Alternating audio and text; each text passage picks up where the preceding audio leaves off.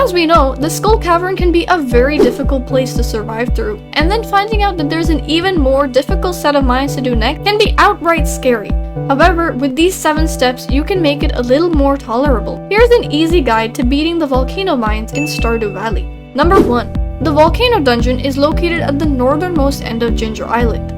Ginger Island can be unlocked after completing all the community center bundles. The dungeon only has 10 levels. However, you cannot simply use stairs, unlike the other mines to get to the finish. To progress to the next cave level, you usually have to find an entrance of staircases on the opposite side of where you started. But sometimes it could also turn out to be right in front of you. But more on that later. You will have to traverse through the rocky terrain and lava lakes to reach the top of the volcano, where you can finally reach the forge and get 2 additional walnuts. Now, as for the tips on how to actually traverse the mines. The first most important item to bring with you, which is actually least expected, is a watering can. The lava rivers and lakes that you often come across can be extinguished and made into a path by simply pouring water over it. Luckily, the paths you make stay for the whole day, so you don't have to worry about getting stuck in the middle. But yeah, this item is the most important because depending on how lucky you are, this could be the only item you need to make it to the end. It's very unlikely, but hey, if you're good at juking these monsters, you might be good. It's also very important that you upgrade your watering can to at least copper or iron or higher, because a regular watering can can't hold enough water to make bridges the whole way through. There are also only 2 watering can refill stations in the dungeon. One at the very beginning and one at level 5. So running out of water and then having to run back and forth between the levels can be very annoying and time consuming, so it's best to just upgrade the watering can. Number 3. The second most important item that you have to bring with you is food. And not just any food, but high health food. As expected, the mobs in this dungeon are very dangerous, more than the Skull Cavern, and having good food can be the difference between life and death. Ideally, you should eat magic rock candy, which you could get at the Desert Trader for 3 prismatic shards, or at the Raccoon Wife's shop for 20 golden mystery boxes. Another cheeky way to get them quick and easy is by getting a ton of farm animals and naming them 279. Anyway, magic rock candy is by no means an easy food item to get, but there are plenty of other alternate options. Honestly, any food that gives you high health is the best because you tend to lose a lot of health, and quick replenishment is your best chance of survival. The best high health food are fruit salad, maple bar, which is actually a pretty easy recipe, fiddlehead fern risotto, and so on. But again, any food works as long as it's either high health or if you have a lot of it. One advantage to the volcano mines is that you can find magma caps around the dungeons, which are actually a pretty good food item as it gives high health and high energy. It is also a good idea to drink some coffee, as sometimes speeding through some levels might be your best bet. Number 4. Now before you venture into the mines, it's important to look at what type of monsters you'll meet and what they do.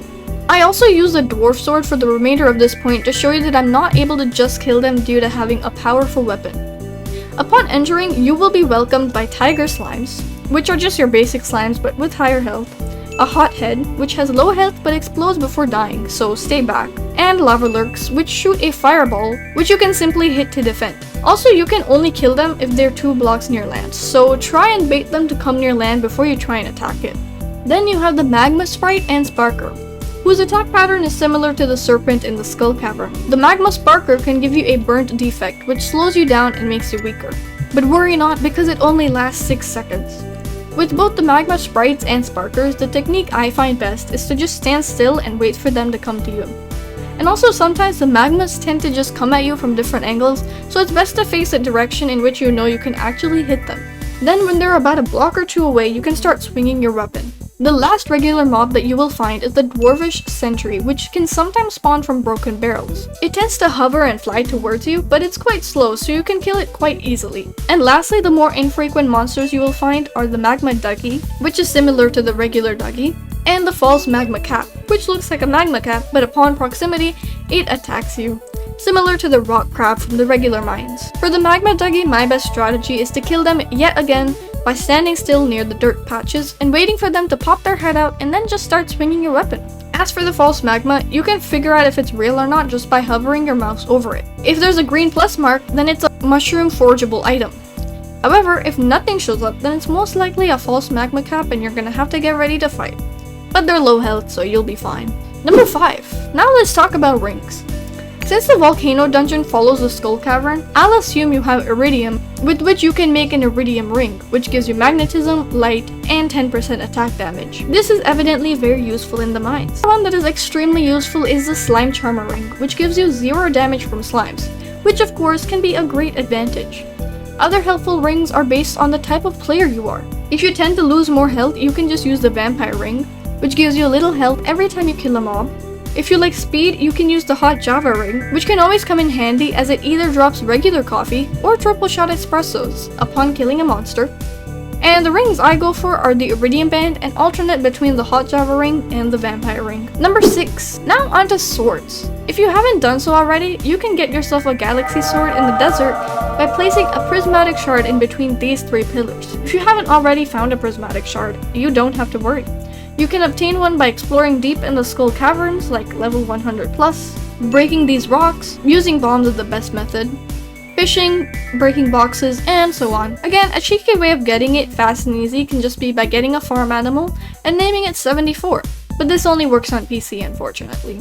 But the easiest and relatively slow way is by getting a Rainbow Trout Pond, which can occasionally give you a prismatic shard as a reward. And lastly, number 7, this is just a tiny compilation of details about the volcano mines that are too small to be their own points. After reaching the forge, you want to go through this tunnel and step on this plate so that the gates open, allowing you to access the forge without having to suffer through all 10 levels over and over. There can be a time when you have cleared a level but you're locked out of the entrance by a locked gate. In order to open it, you will have to find between 1 to 4 pressure pads which you stand on. The order stepping on it doesn't matter luckily. You should also always pick up Dragon Teeth and Cinder Shard nodes. The Dragon Teeth are important for making the Ginger Island Basilisk and also for making the Ginger Island Warp Totems. And the Cinder Shards are important for the forge with enchanting.